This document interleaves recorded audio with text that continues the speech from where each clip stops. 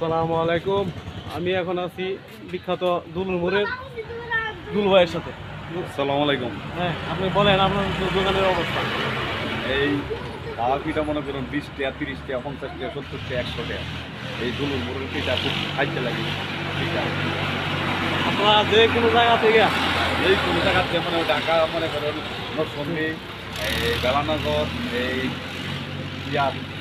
কৈলাসর, মাজিদপুর, এই এই ভৈরব, এমনি হইলো কিশোরগঞ্জ, এমনি হইলো কাপাসিয়া, এই এন্দা সবাই মনোরদি, চালাকসর, অনেক দূর দূরান্ত লোক আসে। দাওয়াত রইল, আপনারা আসবেন। হ্যাঁ, ঠিক আছে, আসবেন।